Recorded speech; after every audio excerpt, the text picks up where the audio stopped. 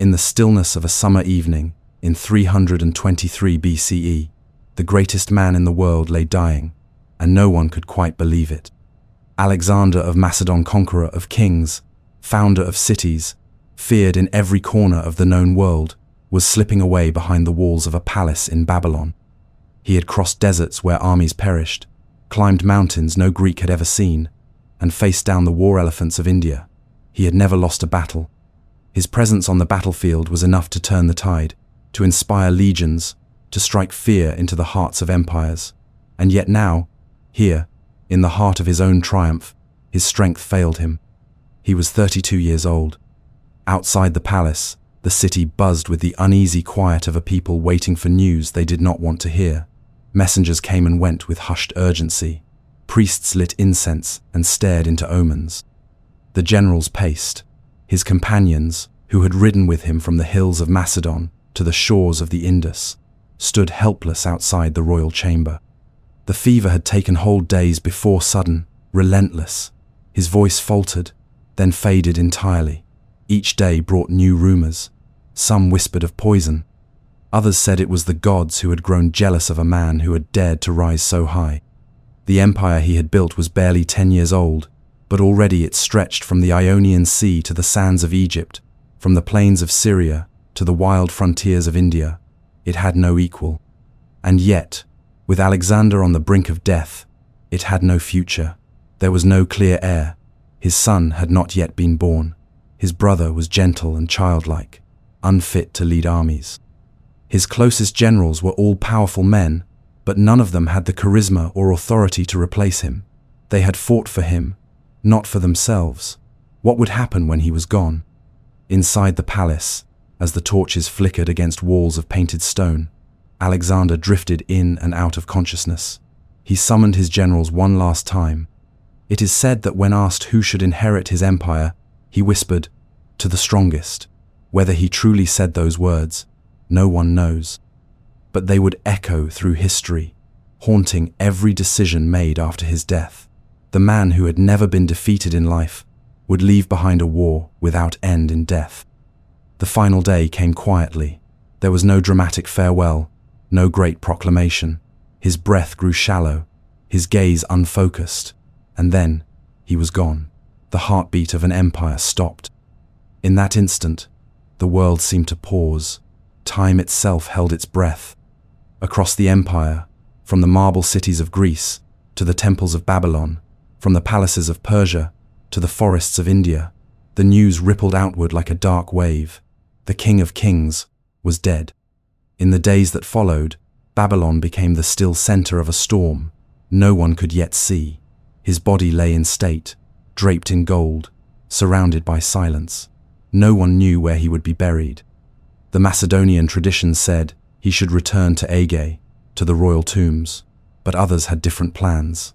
His body, even in death, held power. Whoever possessed it might claim the right to rule. It was more than a corpse.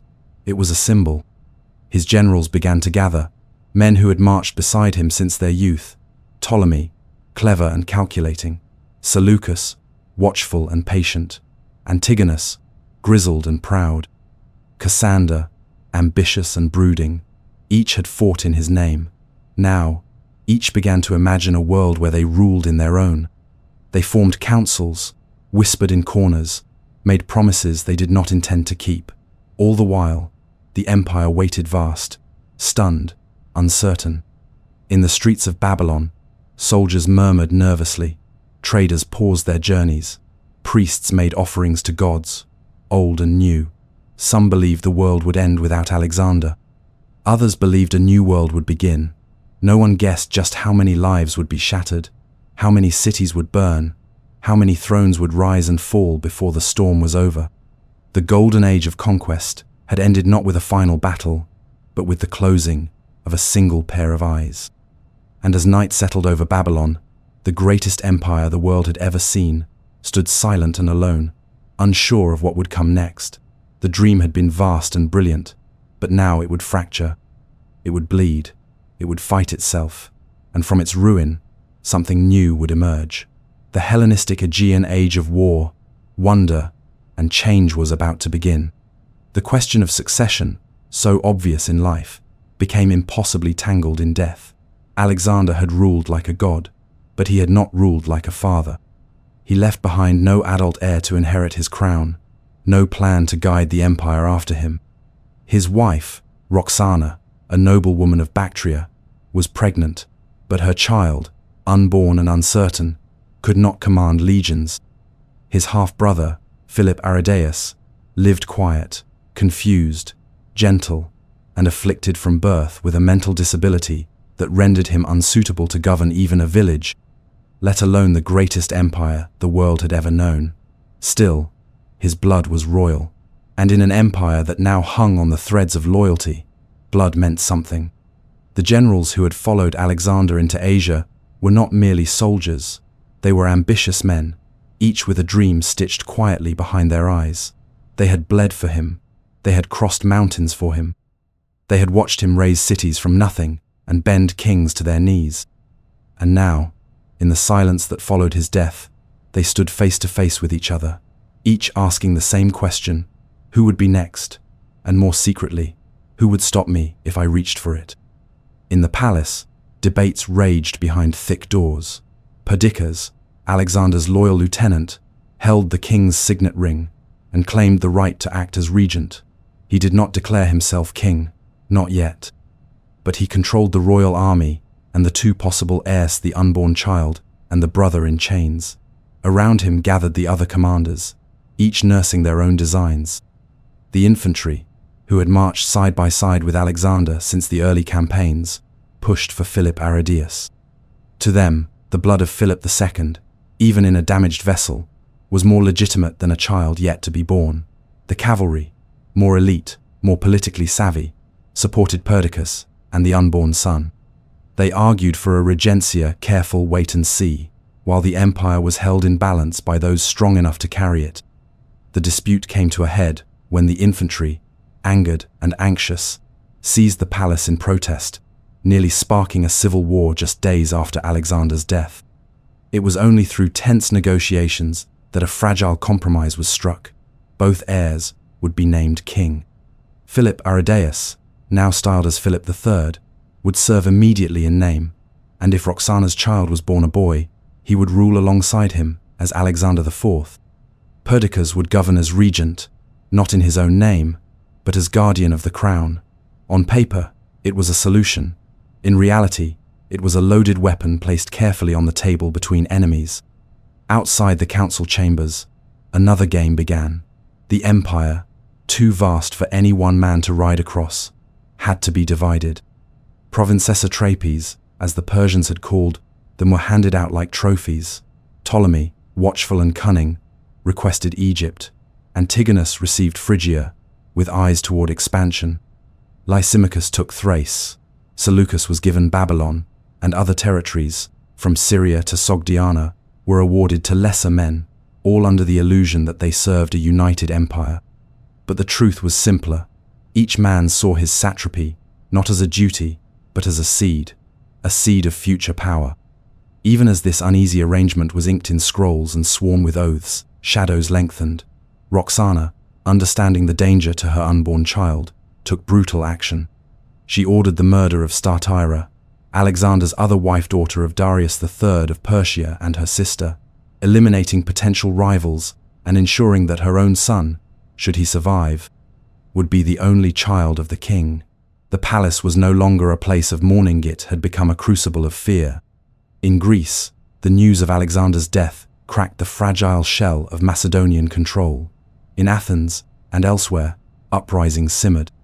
The Lamian War broke out as Greek city-states sought to reclaim their independence, believing the empire too distracted, too leaderless, to enforce its will.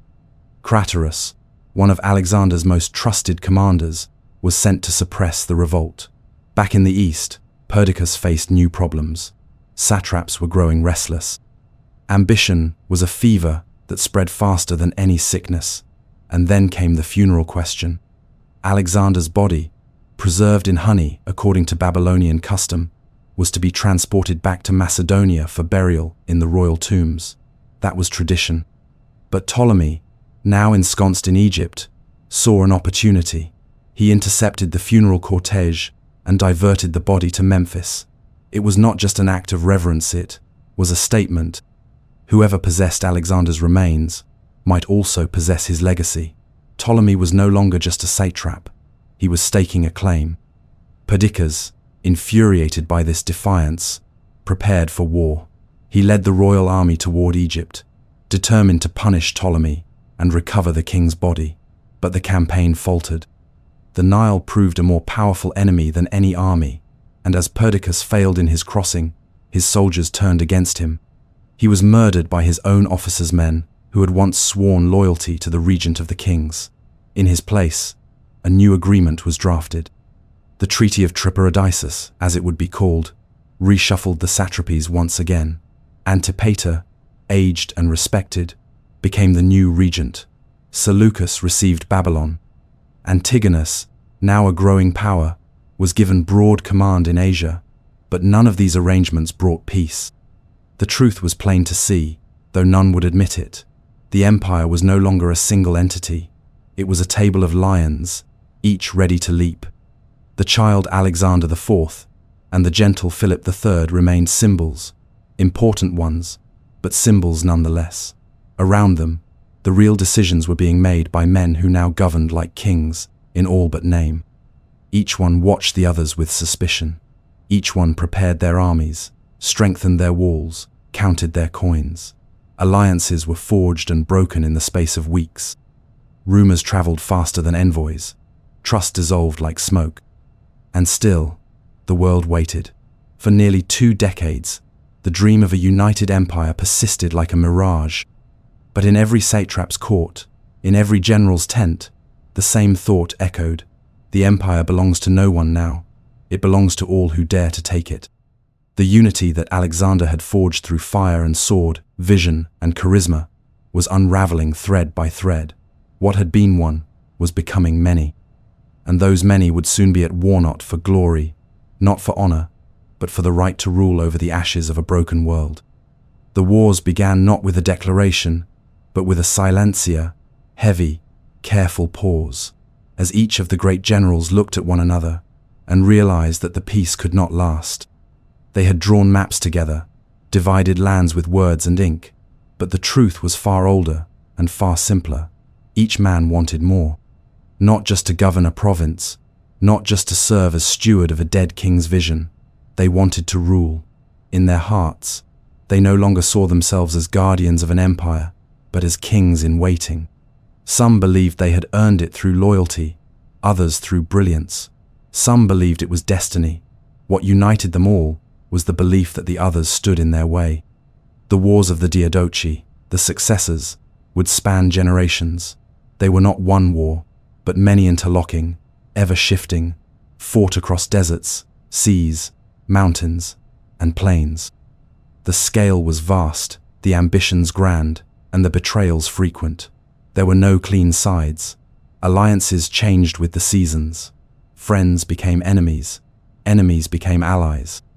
And throughout it all, the empire that Alexander had left behind, already straining at its edges, was torn apart not by foreign invasion, but by the ambitions of those who had once been brothers in arms. Perdiccas had been the first to fall. After his failed invasion of Egypt and his murder at the hands of his own men, a new balance of power briefly emerged. Antipater, aged and respected, took the regency, but his death, soon after, reignited the flame of conflict. Instead of naming his own son Cassander as successor, Antipater passed the regency to a trusted ally named Polyperchon, a decision that enraged Cassander and pushed him to seize Macedonia by force. Cassander would go on to become one of the most ruthless of the successors, quiet, calculating, and pitiless. He understood that symbols mattered, and so he captured Alexander's mother, Olympias, who had tried to rally opposition to him, and had her executed. Then he imprisoned Roxana and the young Alexander IV, holding them as bargaining chips until they no longer served his purpose. When the time came, he had them both murdered in secret. The boy king was barely a teenager. His mother's death was quieter than her firebrand life had deserved, but with them died the last living links to Alexander's bloodline. Now, the illusion of unity was gone. No one pretended anymore. Each general crowned himself king in his own right. Antigonus, called One-Eyed, declared himself ruler over vast swathes of Asia. His son, Demetrius, inherited his charisma and flair, earning fame for his siegecraft and his glittering campaigns. Ptolemy, ever shrewd, ruled Egypt like a god-king, dressing in pharaonic regalia and building an empire of learning alongside his military might. Seleucus, cautious but determined, reclaimed Babylon and pushed eastward, creating a kingdom that stretched from Syria to the Indus. Lysimachus carved out his own realm in Thrace and Western Asia Minor, watching the others with guarded eyes. Antigonus, more than any other, dreamed of restoring the empire in full. His power grew quickly, and his ambitions alarmed the others. He issued decrees in the name of unity, but everyone saw them for what they were claims to supremacy. The others formed coalitions against him, strange and uneasy alliances built on shared fear rather than trust. Ptolemy, Seleucus, Lysimachus, and Cassander joined forces. They believed that if Antigonus were allowed to prevail, the rest would be swallowed in his shadow. War became inevitable. The decisive clash came at Ipsus in 301 BCE, a battle that brought together the greatest generals of the age in a storm of iron and ambition. Antigonus, nearly 80 years old, commanded a massive army alongside his son Demetrius. The coalition forces were no less formidable. Seleucus had brought with him hundreds of Indian war elephants, obtained through a treaty with the Mauryan king Chandragupta. When battle was joined, the elephants played a pivotal role, cutting off Demetrius's cavalry and trapping Antigonus's forces. Despite his age, Antigonus remained at the center of the battlefield, directing his troops, waiting for his son to return and turn the tide. But Demetrius had pushed too far. He could not break through. Antigonus stood his ground until the end, a king to his last breath. His body was found pierced with javelins, surrounded by the corpses of his guard. With his death, the dream of reuniting Alexander's empire died too. The victors did not waste time. They carved up Antigonus's lands, each claiming his share of the spoils. Seleucus took Syria and much of Asia. Lysimachus took Western Asia Minor. Cassander solidified his hold over Macedonia. Ptolemy, content with Egypt and its riches, stayed apart from the bloodiest contests, but his influence remained vast.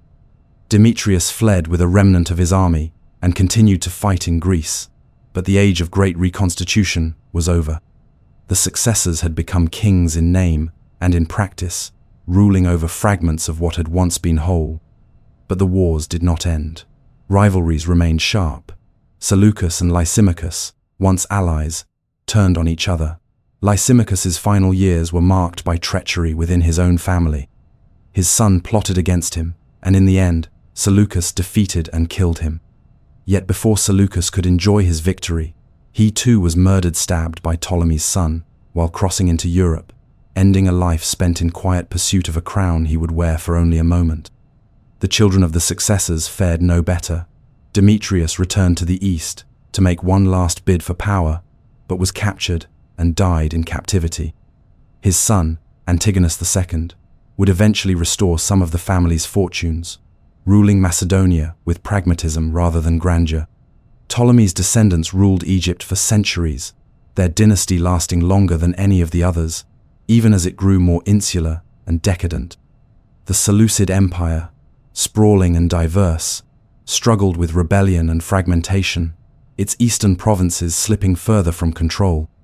And in Thrace, the memory of Lysimachus faded as new powers rose from the ruins of his realm. Throughout the Mediterranean world, the map had changed. The single empire of Alexander was now a mosaic of kingdoms, each bearing Greek language, Greek culture, and Greek ambition, yet none bearing the unity that had once seemed possible. The wars of the Diadochi had redrawn borders, destroyed dynasties, and altered the course of history.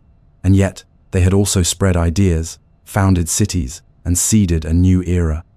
The Hellenistic age was born not in peace, but in the crucible of endless war. As the dust settled and new kings seated themselves on new thrones, the world they ruled was forever changed. The age of conquest had given way to the age of kingdom, still restless, still hungry for power, but no longer guided by a single star. The successors had torn the empire apart to claim it for themselves. And in doing so, they had scattered its legacy across continents. From Alexandria to Antioch, from Pergamon to Bactria, that legacy would bloom in unexpected ways, even as the swords continued to gleam. When the dust of Ipsus settled, and the body of Antigonus, the one-eyed, lay cold on the battlefield, the shape of the post-Alexandrian world began to harden.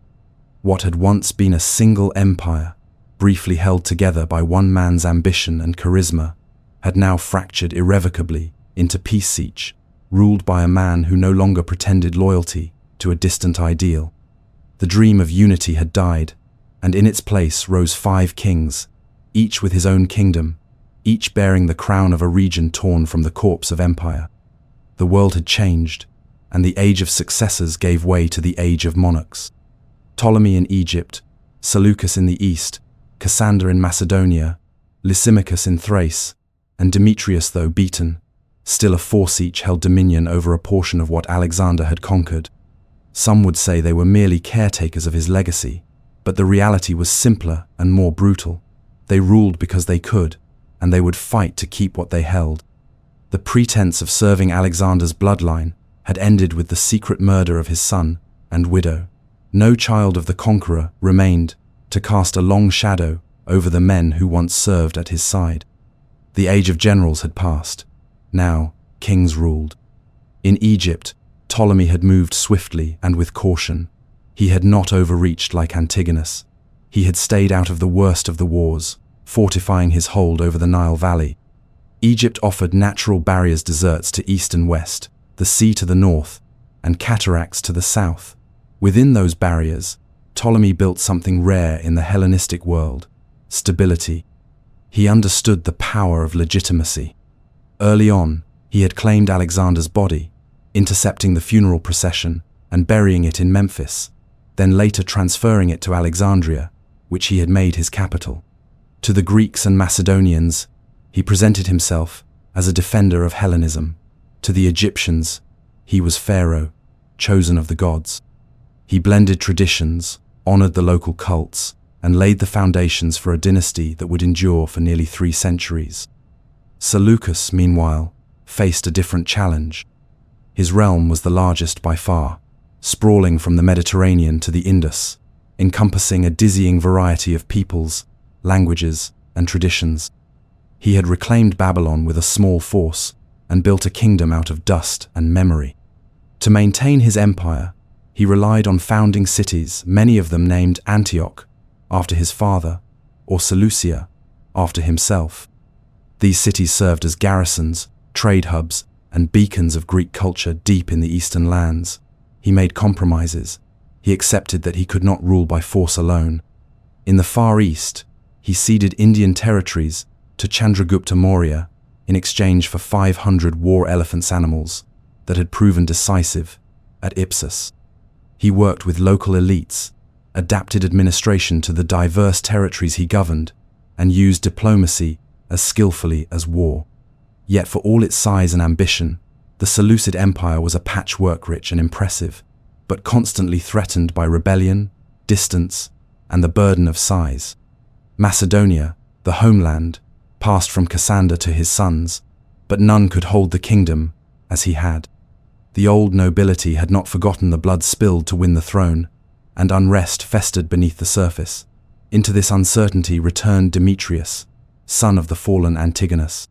Though his father had died at Ipsus, Demetrius had escaped, keeping a fleet and his ambitions alive. Charismatic and daring, he had once been hailed as the besieger of cities, a master of siegecraft and spectacle.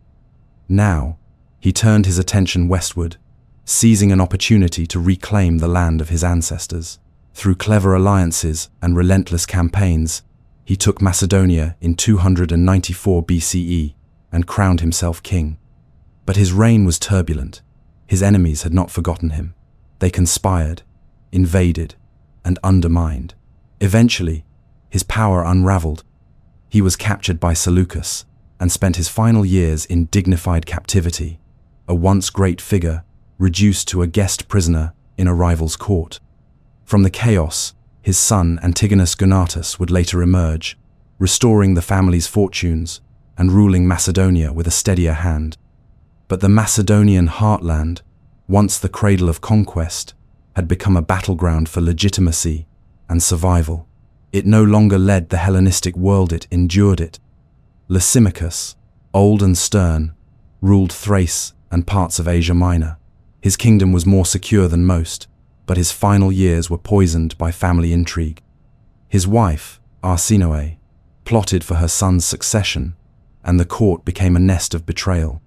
In time, Seleucus turned on him, and the two old men, both veterans of Alexander's campaigns, met in battle.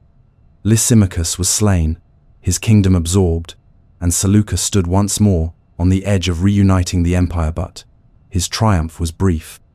As he crossed into Europe, he was assassinated by Ptolemy Ceraunus, a fugitive prince of the Egyptian royal house, whom he had foolishly trusted. The last of the original Diadochi was dead. What followed was a kind of settling, a cold balance, uneasy but stable enough to persist. The kingdoms of the Hellenistic world, Egypt, the Seleucid East, Macedonia, now stood as distinct powers. Their rulers no longer looked back to Alexander as a guiding light. They looked around themselves, to their courts, their cities, their armies. They minted their own coins, wore their own crowns, and built their own gods. Each kingdom became a laboratory of culture, politics, and ambition. Greek became the language of the elite, from the Nile to the Euphrates. Cities founded by Alexander and his generals blossomed into centers of art, science, and philosophy. The world did not forget the conqueror, but it no longer waited for his return.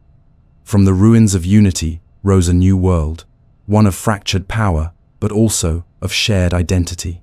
The kings who had once torn each other apart over Alexander's legacy had now built something new in its place.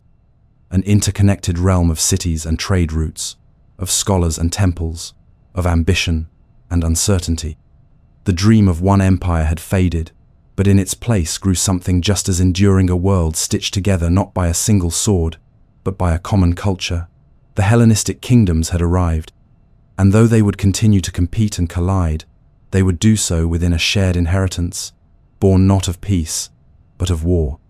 The clamor of armies faded into the distance, and in its place rose the quiet hum of cities. After decades of war, the Hellenistic world began to exhale. No longer bound by the impossible ideal of a single empire, the great kingdoms of the Eastern Mediterranean turned inward, away from conquest and toward creation. Where once there had been battlefields, now there were marble streets. Where generals had once sketched borders with blood, philosophers now traced ideas with ink. The age of war gave way to an age of building, not of unity, but of shared inspiration, as a new civilization bloomed among the ruins of the old. In Egypt, under the Ptolemies, Alexandria emerged as the radiant heart of this new world. Founded by Alexander himself, where the Nile met the sea, the city had quickly grown into something no one had seen before: a planned metropolis, a crossroads of trade and thought, a symbol of ambition on a grand scale. Its streets were wide and ordered, its harbors deep and busy, its skyline crowned by the Pharos, a towering lighthouse whose light could be seen for miles beyond the coast, guiding ships like a silent sentinel. But the true light of Alexandria burned not in its tower, but in its library. The Library of Alexandria was not merely a building, it was a declaration. Ptolemy I and his successors sought not just to rule, but to collect, to preserve, to know. They sent emissaries to every corner of the known world with a single instruction: bring us every book, every scroll, every idea. When ships docked in Alexandria's harbor, their cargoes were searched for texts. Original copies were borrowed, copied by skilled scribes, and the originals quietly added to the library's collection. The dream was not just to preserve Greek wisdom, but to house all knowledge: Persian, Egyptian, Indian, Phoenician, Babylonian under one roof, and under that roof gathered the greatest minds of the age. Within the museum, a scholarly sanctuary beside the library, Men of brilliance debated, discovered, and dreamed. Euclid shaped geometry into a language of logic. Eratosthenes measured the earth with astonishing accuracy, using nothing but shadows and reason. Herophilos and Erasistratus dissected the human body, naming the brain, the seat of thought, and mapping the pulsing mysteries of the heart. In the quiet corridors of Alexandria, ideas danced freely: mathematics and medicine, poetry and astronomy, physics and philosophy all side by side, all stitched together by curiosity. The Ptolemies, eager to secure both legitimacy and legacy, funded this explosion of learning with royal gold. They built not just palaces, but a kingdom of thought. But Alexandria was not alone. Across the Hellenistic world, cities became the true heirs of Alexander's legacy. In Syria, the Seleucids established Antioch, a city of colonnades and theatres, shaded courtyards and open markets. It too became a hub of trade and learning, where Greek settlers mingled with Aramaeans, Jews, and Persians. Seleucia on the Tigris rose near the ruins of Babylon, its streets echoing with multiple languages, its temples honoring multiple gods. In Pergamon, in Western Asia Minor, another great library began to rise, challenging Alexandria's claim to supremacy. The kings of Pergamon, proud and ambitious, developed a new writing material, parchment, when Egypt cut off exports of papyrus, and from that conflict of supply came innovation. Hellenistic cities were more than political centers. They were engines of culture, identity, and exchange. They featured agorae, where philosophers debated beside merchants selling spices from India and glass from Syria. They housed gymnasia, where young men trained in both body and mind, learning Homer in the morning and wrestling in the afternoon. They built temples to Greek gods, but incorporated local deities too, forging religious hybrids that blurred the lines between cultures. In these cities, the Greek language became the common tongue, even as native traditions persisted beneath the surface. A Babylonian priest might speak to his gods in Akkadian, trade in Greek, and pay taxes in silver coinage, stamped with the face of a Hellenistic king. Art began to shift as well. No longer bound by the serene perfection of classical forms, sculptors embraced drama, emotion, and individuality. Statues captured not just gods and heroes, but old women, playful children, and even foreign enemies in their final, agonized moments. The dying Gaul, depicted in exquisite marble, showed not triumph, but humanity. Art became a mirror, reflecting a world that was no longer unified but shared, layered with cultures, rich with contradictions. Painters explored perspective and shadow. Mosaics adorned floors with detailed scenes of mythology, nature, and everyday life. Beauty, like power, had become more diverse. Religion, too, adapted to this new world. Traditional Greek cults continued, but they now stood alongside Egyptian mysteries, Persian dualism, and Babylonian rites. New cults spread across the cities: Isis from Egypt, Serapis from a fusion of Greek and Egyptian theology, Mithras from Persia. These deities promised more than state-sponsored festivals. They offered personal salvation, divine favor, and life beyond death. Mystery religions grew popular in a world where old certainties had crumbled, and the rituals of the city gave way to the secret rites of the initiated. The boundaries between East and West began to blur. In Bactria, deep in Central Asia, Greek settlers built cities adorned with Ionic columns, while wearing local dress and adopting Zoroastrian or Buddhist customs.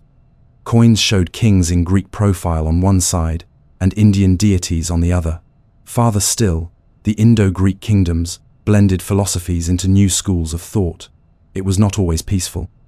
Resistance smoldered in many regions, and rebellions flared, but over time, even those who had fought against Hellenistic rule found themselves shaped by it, just as the Greeks themselves were changed in return. Trade connected it all, from the wine of the Aegean to the incense of Arabia, from Chinese silk reaching through the steppe to Indian spices crossing the sea. Goods and ideas moved in tandem. Merchants became ambassadors of culture, and their journeys helped spread architecture, language, and belief. A pot of perfume in Rhodes might contain oil from Syria and be scented with cinnamon from Ceylon. A scholar in Pergamon might write a treatise using Indian mathematical ideas, unaware that his work would someday be translated into Arabic, then Latin, and influence Europe 1,000 years later. Even the institution of kingship evolved. The Hellenistic monarch was no longer merely a warrior. He became a patron of the arts, a builder of temples, a sponsor of games and festivals. He was depicted in divine terms, wearing the diadem of Zeus or the headdress of Osiris. Ruler cults took hold, where kings were worshipped like gods, not just remembered as heroes. This was power reshaped not just by the sword, but by image, ritual, and spectacle. The monarch ruled not just by force, but by story. As time passed, the children of soldiers became citizens. Veterans who had once followed Alexander now taught their grandchildren in schools named after Homer and Aristotle. The lines of ethnicity blurred. Was a man born in Babylon but educated in Greek a Babylonian or a Hellene? Was a priest in Alexandria less Egyptian because he spoke in Koine Greek? Identity became layered, fluid. The Hellenistic world did not erase the past, it mingled it. A mosaic of contradictions. It absorbed, translated, and reimagined. This was the true legacy of the Hellenistic kingdoms, not unity, but synthesis, not peace, but balance. An age where cities grew tall and libraries grew deep, where knowledge was traded as freely as gold. It was an era of philosophers and kings, of temples and theatres, of innovation forged through collision. The dream of Alexander had not survived in the form he imagined, but in the sound of many voices speaking Greek in distant lands, in the blending of East and West, in the slow spread of ideas across continents, something greater may have been born. Not a single empire, but a world reshaped by the echo of one. Power in the Hellenistic world did not rest on a throne it shifted like the sands beneath it. No kingdom was ever truly still. From the moment the last of Alexander's direct line was extinguished, the dream of stability became an illusion, constantly tested by ambition, rebellion, and the unpredictable pulse of succession. The kings who carved their realms from the ashes of empire now found that ruling was not simply a matter of holding territory, but of surviving the endless fluctuations of loyalty, legacy, and fate. Beneath the polished surface of marble cities and philosophical schools, the old forces of power were always at work, clashing, conspiring, and changing shape with every generation. Egypt, under the Ptolemies, enjoyed an appearance of strength and continuity unmatched elsewhere.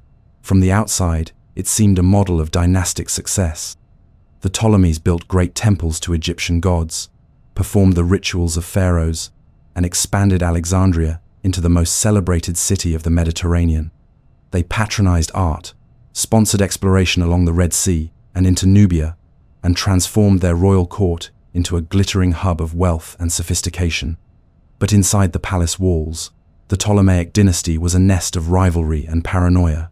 Brothers murdered brothers, sisters married brothers to consolidate power, then plotted against them when alliances shifted.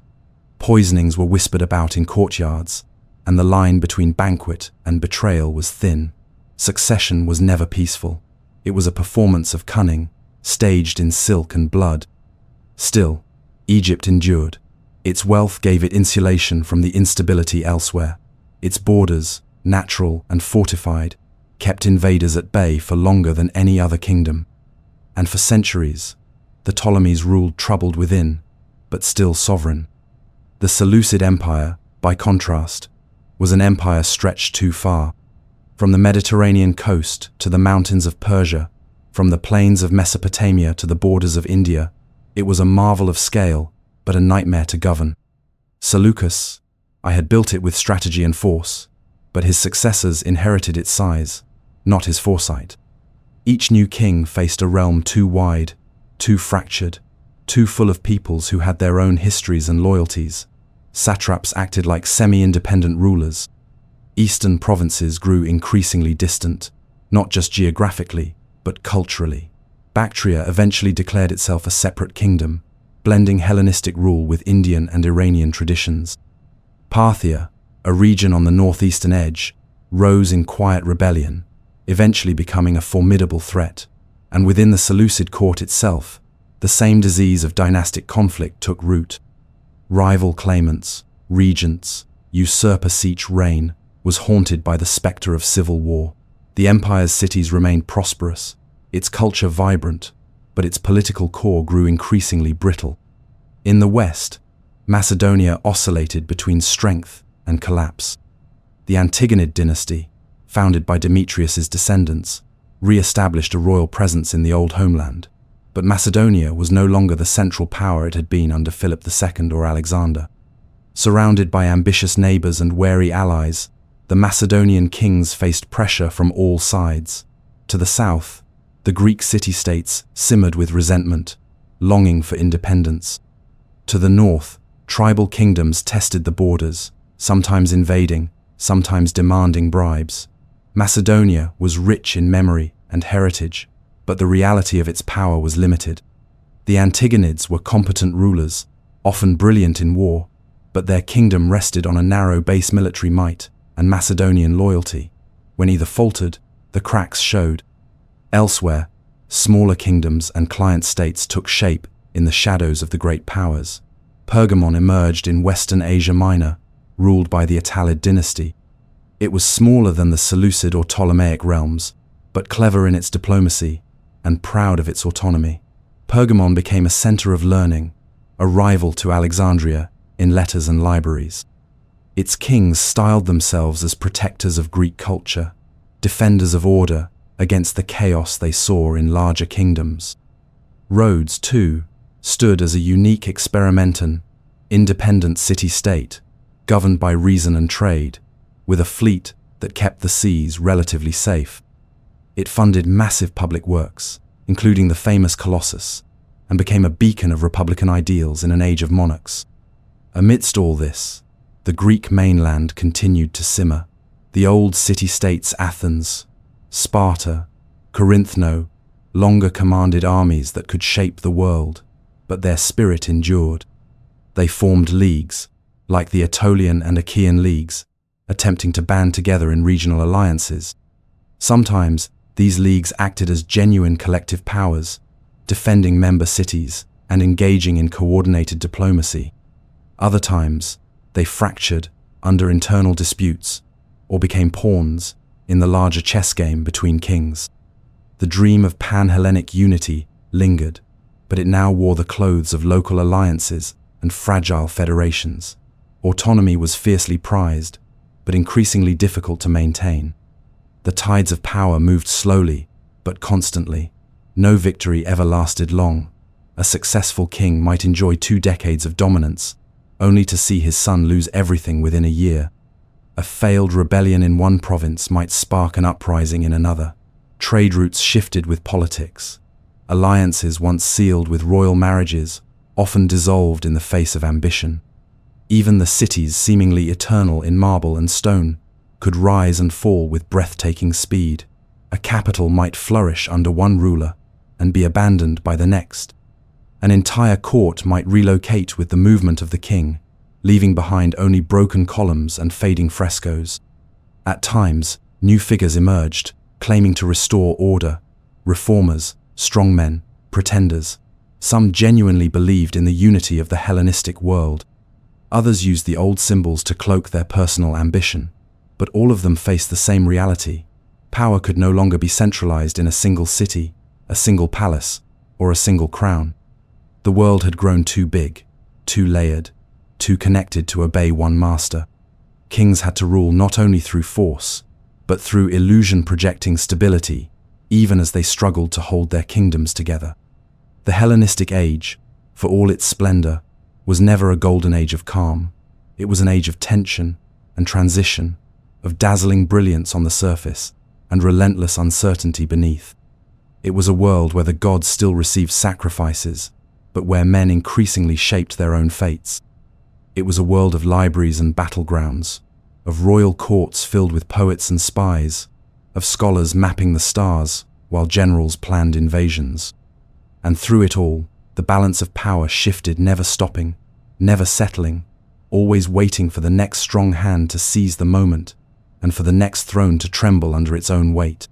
Far to the west, beyond the watchful eyes of the Hellenistic kings, across the Ionian Sea and nestled on the central spine of the Italian peninsula, a new power stirred slowly, quietly at first, but with growing purpose.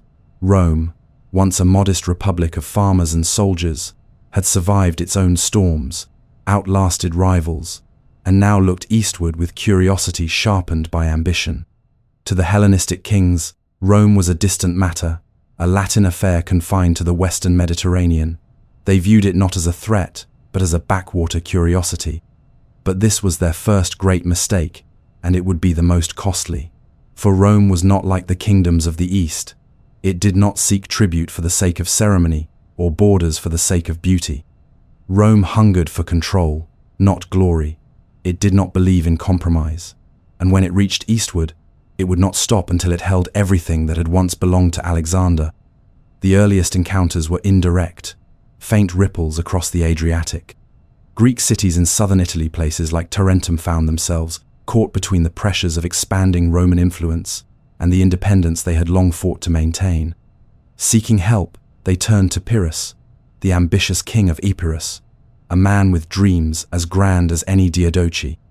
Pyrrhus crossed the sea with elephants and phalanxes, imagining himself a new Alexander, and for a time he won great victories against the Roman legions. But those victories came at a price too high, even for a king. His name became a warning Pyrrhic victory, a triumph so costly it brought ruin in its wake. When Pyrrhus returned east, it was with fewer soldiers, fewer allies, and the slow realization that Rome was not like the kings he knew. It could lose battles and still win the war. It could bleed and not fall, and it remembered everything. As the 3rd century drew on, Rome's presence in the Western Mediterranean became impossible to ignore. The Punic Wars against Carthage consumed its energy, but not its vision. Even as Hannibal threatened the gates of Rome, even as fleets were sunk and cities burned, the Republic endured. And once Carthage had been crushed, once its fleet lay broken and its empire torn apart, Rome turned east, not out of necessity, but because there was no longer anything to hold it back. Its first steps into the Hellenistic world were taken under the guise of protection. Greek city-states, now fragmented and weak, appealed to Rome for help against Macedonian aggression. It was a familiar pattern: small powers seeking aid from a larger one, unaware they were inviting a force far more dangerous than their enemy. Philip V of Macedon was the first major Hellenistic king to truly clash with Rome. Bold, intelligent, but too confident, he underestimated the growing power across the sea. His involvement with Hannibal had already marked him as a threat in Roman eyes, and when he moved against Greek city-states under Roman protection, the Senate acted. The Macedonian wars began at first limited, but always expanding. Rome did not seek annexation, not yet. It demanded submission, treaties, loyalty. And when kings like Philip refused, Rome returned with more legions, better organized, better disciplined, and now deeply familiar with the tactics of the phalanx. In 197 BCE, at the Battle of Cynocephalae, the world changed. Roman manipular infantry met and defeated the Macedonian phalanx on open ground. For generations, the phalanx had been the pride of the Hellenistic armies, a wall of spears said to be unstoppable in formation. But the Roman maniples, flexible and responsive, exploited the rigid structure of the Macedonian line. The result was a rout. Philip surrendered, and though he remained on his throne, Macedonia was no longer a sovereign faucet had been bent. The message was clear: Rome could defeat the great kingdoms of the East, and it would do so again. Soon after, the Seleucid king Antiochus III, known as Antiochus the Great, sought to reassert his power in Greece. He moved into territories vacated by Macedon, imagining that he could reclaim old glory and outmaneuver the rising Roman star. He had even took in the exiled Hannibal as an advisor, but once again, Rome responded with calculated force. In 190 BCE, at the Battle of Magnesia in Asia Minor, the legions met Antiochus's forces and broke them. The Seleucid phalanx collapsed, and with it went Antiochus's hopes of resisting the West. The peace terms were brutal. Antiochus lost his holdings in Asia Minor. He was forced to pay an enormous indemnity. Rome did not take territory for itself, not yet, but it parceled out the spoils to its allies, strengthening Pergamon and Rhodes, weakening the Seleucids, and sending a message that no one missed. Rome's approach was deliberate. It dismantled its enemies not by immediate conquest, but by breaking alliances, crushing economies, and redrawing borders. It turned strong kingdoms into anxious ones, proud cities into dependent allies. Every victory tightened the noose, and then came the final blow to Macedonian independence. Perseus, the son of Philip V, attempted to revive the strength of his kingdom. He reformed the army, gathered allies, and tried to challenge Roman dominance, but the result was disaster. At the Battle of Pydna, in 168 BCE, Roman legions once again shattered the phalanx on the plains. The discipline, maneuverability, and brutal efficiency of the Roman military proved superior to even the most traditional Hellenistic formations. Perseus was captured. Macedonia was divided. Rome did not yet annex it as a province, but it ruled it through proxies, weakening it to the point where rebellion became futile. One by one, the lights of the Hellenistic monarchies began to dim. The Seleucid Empire, already weakened by internal strife and external pressure, faced growing revolt in the east. Parthia emerged as a formidable power, carving away Persia and beyond. The Seleucid court, once rich with learning and diplomacy, became a place of coups, assassinations, and desperation. In Egypt, the Ptolemies, still clinging to their traditions and treasures, grew increasingly decadent and isolated. Sibling marriages, power struggles, and economic stagnation turned Alexandria into a court of intrigue rather than a center of power. Roman influence seeped in here as well, first through diplomacy, then through enforcement. By the middle of the 2nd century BCE, Rome had become the arbiter of Eastern politics. Its ambassadors were treated as equals to kings. Its envoys feared and courted. It dictated peace, enforced treaties, and decided the fate of kingdoms from the Aegean to the Nile. And yet, Rome still pretended to be above empire. It claimed no dominion over the East, only justice, but its every action said otherwise. It dismantled cities, installed rulers, and ensured that no power could rise without its consent. The Hellenistic kings, once heirs to Alexander's unstoppable momentum, now found themselves living under the long shadow of a new, colder kind of authority. An authority that did not seek glory in battle, but permanence in control. Rome did not simply win. Warsit made sure that no one else could start them. By the late 2nd century BCE, resistance was no longer a matter of courage or capability. It was a matter of inevitability. Every attempt to defy Rome ended the same way, with the loss of freedom, with a new treaty signed under duress, with legions marching where kings once rode in triumph. The Hellenistic world had not fallen all at once. It had been unraveled, methodically, strategically, by a republic that would soon become an empire in name as well as fact. But even as power shifted, even as crowns fell and cities bowed, the culture, the language, and the spirit of the Hellenistic age endured, folded into the Roman world, transformed, but never fully extinguished. Rome had not conquered the world through brute strength alone. It had watched, waited, and entered the Hellenistic arena at just the right moment. The kings had torn each other apart, and when they looked up, Rome was already there, standing at the edge, ready to take the pieces. As the 2nd century BCE turned slowly toward its close, the world the Diadochi had fought so desperately to control began to fade, not with a final thunderclap of conquest, but with a long, slow unraveling. The dynasties they had founded, glorious, gilded, ambitious, stood hollowed by time, eroded by betrayal, and sapped of the vision that had once driven them. The fire of Alexander's empire no longer blazed across maps. It flickered instead in fragile courts, where kings draped themselves in the memories of past greatness, while desperately fending off the encroachments of a newer, colder order. Rome no longer waited in the wings. It was now the center of the stage, and the old kingdoms were little more than dancers in a fading drama they no longer directed. Macedonia had already fallen. The Antigonid dynasty, proud descendant of Demetrius and Antigonus, the one-eyed, ended with Perseus. When he surrendered to Rome at Pydna in 168 BCE, he didn't just lose a battle, he closed a chapter. The Macedonian kingdom was broken into 4 republics, artificially divided by the Senate to prevent any revival of royal unity. For a time, the illusion of local governance persisted, but rebellion soon followed. In 148 BCE, a pretender claimed to be Philip VI, perhaps a fraud, perhaps a final gasp of royalist hope. His uprising was crushed with surgical Roman efficiency. Within a year, Macedonia was absorbed as a Roman province. No more kings would rule from Pella. No more armies would march under the star of the Antigonids.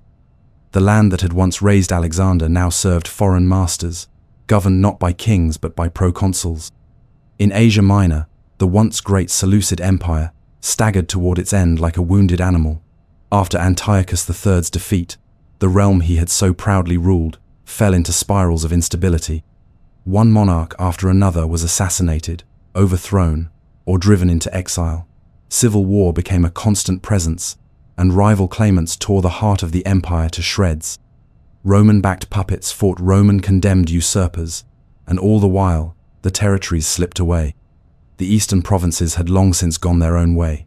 Bactria had declared itself an independent kingdom, Parthia had swallowed the lands of Persia and Media, and Armenia had become a force in its own right. Even Syria, the Seleucid core, saw city after city pledge loyalty to Rome or to local powers, rather than the increasingly irrelevant kings in Antioch. By the time the 1st century BCE arrived, the Seleucid dynasty existed more in name than in substance, and finally, in 64 BCE, under the careful march of Pompey the Great, Rome officially extinguished the flickering torch of Seleucid rule. What remained of the once vast Eastern Empire became part of the Roman East. Yet it was in Egypt, strange and splendid, that the last act of the Hellenistic world would be staged. The Ptolemies had ruled longer than any of the other dynasties, a testament to Egypt's wealth, natural defenses, and the careful balancing act its rulers had performed for nearly 3 centuries. But those final generations were not ruled by kings of substance. Incestuous marriages, power struggles, and decadence riddled the royal house. The court in Alexandria became a theater of poison, paranoia, and intrigue. Brothers married sisters, then plotted their murders. Queens took lovers to secure their rule, then turned on them when the tides shifted. Civil wars between rival Ptolemies left the country weakened, while the populationative Egyptians, Greeks, Jews, and others grew restless under increasingly unstable leadership. Rome's influence, of course, was already embedded. The Ptolemies had long relied on Roman support to stabilize their thrones, and Roman ambassadors and legions were a familiar sight in Alexandria. It was only a matter of time before the relationship shifted from protector to master. That shift came under the reign of Cleopatra VIII, most famous, and in many ways, the most tragic figure of the entire Hellenistic period. Intelligent, multilingual, politically shrewd, Cleopatra sought not merely to survive in a collapsing dynasty, but to restore its dignity.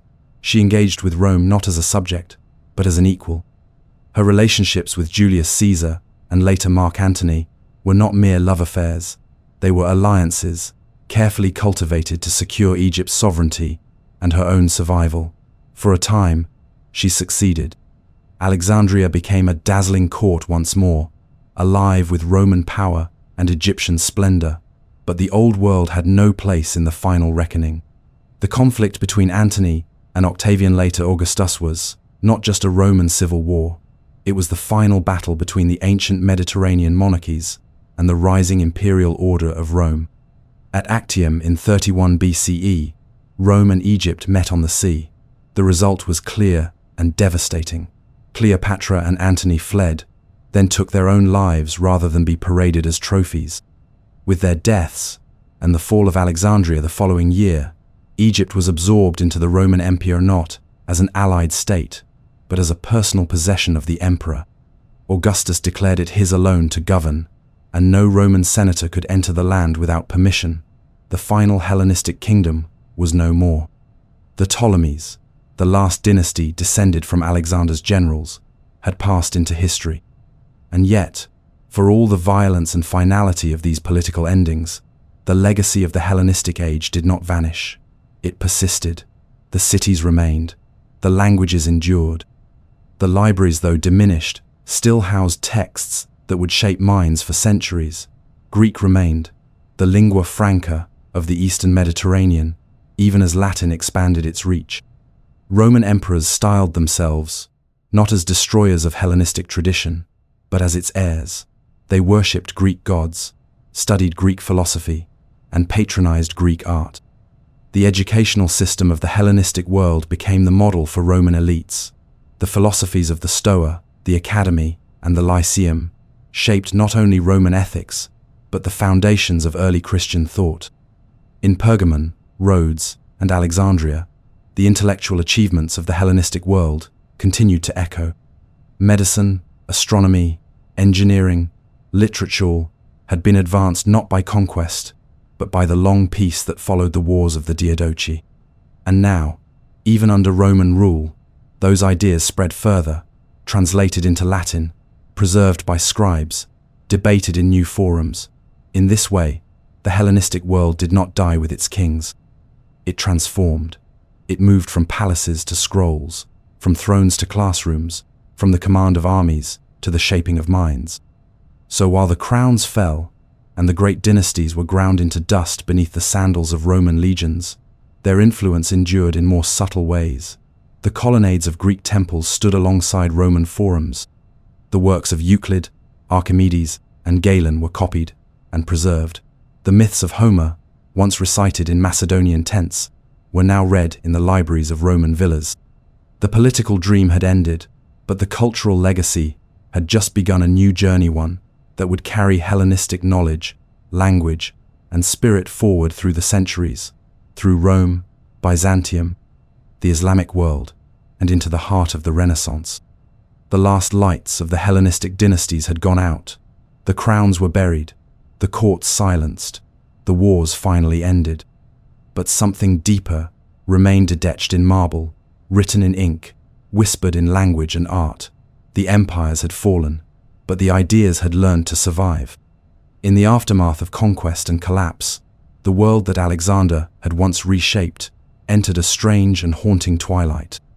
His empire was gone, its generals dead, their dynasties either extinguished or absorbed.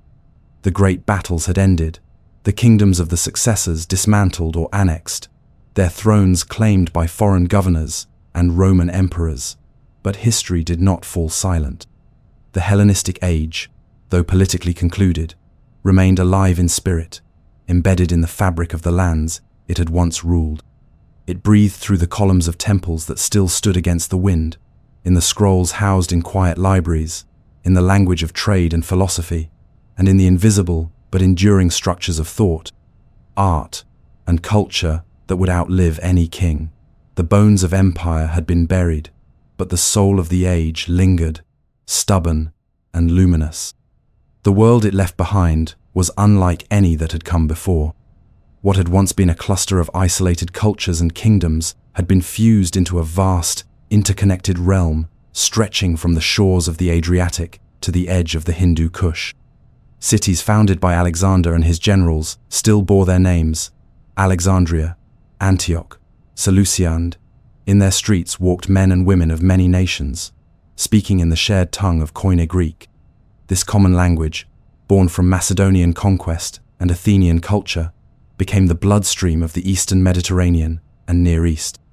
It allowed Persians, Egyptians, Jews, Syrians, Phoenicians, and Greeks to speak to one another, to conduct trade, share ideas, and read the same plays, learn from the same teachers, worship similar gods. Even Rome, for all its dominance, never replaced this linguistic bond. Latin ruled in law and military command, but Greek remained the language of thought. The Hellenistic worldview was carried forward not through force, but through fusion. It did not demand cultural annihilation. It offered synthesis. Greek architecture blended with Egyptian iconography. Mesopotamian astrology was woven into Greek astronomy.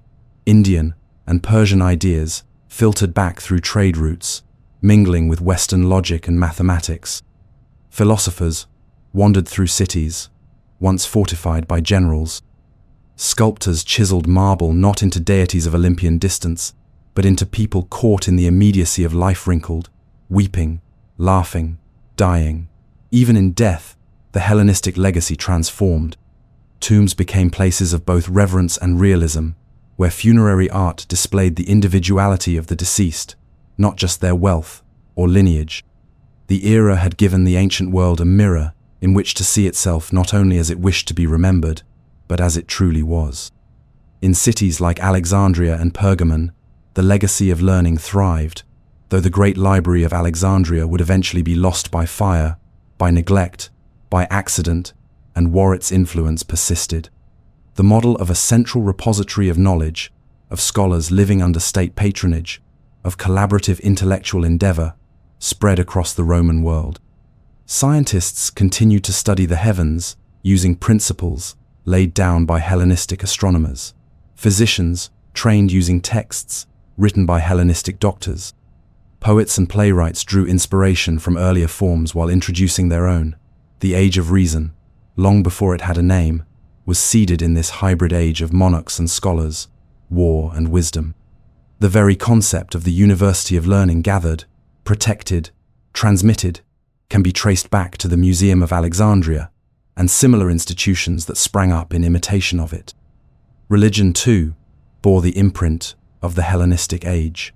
The gods of the old Greek pantheon had once ruled Mount Olympus, aloof and immortal. But in this new world, deities were no longer confined to their ancient forms. They merged and evolved. Serapis, born from a fusion of Osiris and Hades, emerged as a patron of healing and resurrection. Isis traveled far beyond the Nile, becoming one of the most widely worshipped deities in the Roman Empire.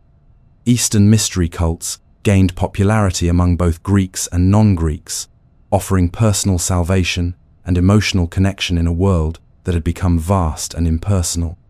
Sacred spaces were no longer just temples. They were theaters of ritual and symbolism, inviting individuals into communion with something deeper and more profound. Religious identity became more personal, more portable, more universal. Even politics, though transformed by Rome's dominion, carried traces of Hellenistic ideology. Monarchs from Judea to Armenia adopted Hellenistic styles of kingship-wearing diadems, minting coins with Greek inscriptions, ruling from cities built on Greek plans. In the Roman East, provincial elites were educated in Greek rhetoric, governed in Greek institutions, and paid homage to both their local traditions and the Greco-Macedonian legacy that still loomed over them. Roman emperors, particularly in the East, began to fashion themselves in the image of Hellenistic kings, divine patrons of the arts, military conquerors, protectors of city-states. Augustus claimed descent from Aeneas, but he also surrounded himself with Greek philosophers and artists, and when he took Egypt, he did so not just as a victor, but as a new pharaoh in all but name. Through all of this, the people of the Hellenistic world adapted. They had been ruled by conquerors and kings, and now by emperors, but their daily lives continued to be shaped by the structures laid down during the previous centuries. They still gathered in agora, still visited theaters to watch tragedies and comedies performed in the ancient style, still debated in gymnasia, still prayed in temples where Greek and local gods stood side by side. The marketplaces were full of goods from every corner of the world, amber from the Baltic, silk from the Far East, incense from Arabia, grain from Egypt, wine from Rhodes, glass from Syria. The merchant and the philosopher lived in the same city, sharing space with priests, soldiers, scribes, and sailors. It was a cosmopolitan world, a patchwork of customs and beliefs, but stitched together by shared memory and shared aspiration. That memory persisted not because of nostalgia, but because it offered something that had never existed before: a vision of unity through difference. The Hellenistic world had never been peaceful, but it had been transformative. It had shown that an empire could be more than just domination. It could be dialogue, It had revealed that greatness did not lie in conquest alone, but in the exchange of knowledge, the collision of ideas, the blending of worlds. When Rome eventually fell, and Europe descended into what it would later call the Dark Ages, it was to the texts, cities, and philosophies of the Hellenistic world that later generations would turn. The spark that would ignite the Renaissance had been carried forward from Alexandria and Athens, from Pergamon and Rhodes, preserved in hidden corners of monastic libraries, and later rekindled by Islamic scholars who revered Greek thought. In the end, the Hellenistic age did not truly end. Its wars ceased, its kingdoms fell, its rulers were replaced by others, but its heart endured in ways that defied borders and banners. It lived on in architecture, in language, in scientific method, in art and medicine, in the shape of cities and the sound of ideas. It lived in the way people viewed the world as something vast, complex, interconnected, and worth understanding. The men who had carved kingdoms from the corpse of Alexander's empire never achieved the unity they so desperately sought. But in their failure, they birthed something stranger, something more enduring, a civilization without a single ruler, without a single flag, carried instead in the minds and hands of countless people across continents. A world not conquered by one man, but shaped by the many who lived in the empire he left behind. And so, with the dust of dynasties long settled and the names of kings etched into faded stone, only one figure remains, always watching, always echoing through the ruins of the world he once strode across like a storm. Alexander. Long after the battles ended and his empire fractured, his shadow endured. Not as a mere memory, not just in statues or stories, but as a symbol so vast and malleable that every age since has tried to claim him, reshape him, redefine him. To some, he was a divine warrior, chosen by the gods, a being greater than mortal comprehension. To others, a brutal conqueror whose ambition broke the world. But to all, he was something extraordinary, a myth in motion, a force that defied time. Because Alexander was never just a man, he was an idea. His legend grew almost immediately after his death, swollen by the silence left in his absence.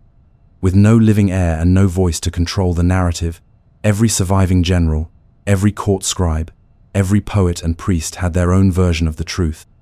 In Babylon, they told stories of omens in the stars and mysterious visitors in the night. In Egypt, he was adopted into the ancient lineage of pharaohs and declared son of Ammon. In Greece, they debated his place in philosophy. Was he the ideal ruler Plato once imagined, or a tyrant shaped by unchecked desire? In India, his brief presence rippled across centuries of local tradition. Some called him a demon, others a divine hero. In Persia, his destruction of Persepolis burned through memory, like his torches had burned through its halls. Yet even there, his name lingered in whispered awe. But it was not only those who had known him or feared him who built his legacy. Future conquerors reached for his image like a sacred mantle. When Rome expanded eastward, its generals walked in his footsteps, sometimes literally marching along the same roads. Pompey claimed to visit his tomb in Alexandria. Julius Caesar wept when he realized he had not achieved as much as Alexander had by the same age. Augustus styled himself as a bringer of civilization in the East, just as Alexander had once claimed. Even centuries later, when Islam rose across the Middle East, the figure of Alexander persisted, reimagined in the Quran as Dhu al-Qarnayn, the two-horned one, a righteous king who traveled to the ends of the earth. In medieval Europe, he became a central character in chivalric romances and epic poems, not as a Macedonian conqueror, but as a knight-errant, a crusading hero. His story morphed again and again, molded by the desires and fears of every generation. Historians struggled to separate the man from the myth. Some saw him as the harbinger of Hellenistic culture, the father of a cosmopolitan world. Others portrayed him as a flawed and impulsive youth, whose greatness came at an unbearable cost. They questioned his motives. Was he truly spreading Greek culture, or merely using it as a tool of dominance? Did he see himself as a unifier, or simply as a god among mortals? The sources are contradictory, fragmented, biased, written by those who revered him, or by those who lived long after him. Plutarch and Arrian preserved his deeds through Roman eyes. Curtius and Diodorus embroidered their texts with legend. But none could agree on who Alexander truly was beneath the armor, beneath the crown, beneath the dream. Perhaps that is the reason his image has survived, because he is unknowable, because he defies simplification. He was brutal and brilliant, vengeful and visionary. He slaughtered entire cities and spared others with a glance. He proclaimed equality, then demanded obedience. He took lovers from across cultures, drank with his men, listened to philosophers, murdered friends, and mourned them. He marched across the known world without ever once stopping long enough to call any place home. He sought out the limits of the earth, yet never found the limits of his own ambition. And in the end, even his death was uncertain natural illness or poison, divine punishment or mortal mistakano, one knows. What is known is that when he died, the world was left unprepared for the vacuum he left behind. But if the empire he built collapsed, the idea of that empire did not. It spread, carried by the generals who tore it apart, by the merchants who followed in his wake, by the scholars who translated his name into every language. The cities he founded lived on. The traditions he helped spread became the bedrock of a new civilization. His tactics were studied by Hannibal, by Caesar, by Napoleon. His vision of unity through conquest haunted every empire that came after, from Rome to Byzantium to the Ottomans. In every age, when rulers dreamed of greatness, they invoked his name. He became a mirror into which they looked, hoping to see themselves as legends. But Alexander was not a mirror. He was fire. That fire consumed him. It burned through his enemies, his allies, his friends. It drove him further and further until nothing remained ahead, not even a clear goal. He had no master plan, no permanent capital, no intention to rule as a traditional king. What he built in motion. His empire was always moving, always expanding, always slipping through his own fingers, even as he grasped it tighter. He once wept because there were no more worlds to conquer. But perhaps it was not conquest he craved. Perhaps it was motion itself, the never-ending forward surge, the refusal to stop. And so, in that final breath in Babylon, when the conqueror lay still for the first time, the world held its breath too, not just for a man, not just for a king, but for what he represented. That moment was not just the end of a life, it was the beginning of a myth. From that moment on, the name Alexander would no longer belong to history alone. It belonged to legend, to longing, to the unreachable heights of human ambition. His legacy was not the empire he carved into the earth. It was the question he left behind. What does it mean to be great? What does it cost? And how far can one man go before he loses everything, including himself? No answer has ever been final, because Alexander's story is not just in the past. It is a thread that winds through the centuries, pulled taut by every generation that dares to reach for more than what they are given. His name is whispered in classrooms and echoed in the ambitions of the bold. His likeness stands in marble, cast in bronze, painted in forgotten frescoes, stamped on ancient coins. His story is retold, reimagined, rewritten, not because we understand him, but because we never fully will. And maybe that is the final truth of Alexander, that he was not made to be understood, he was made to be remembered.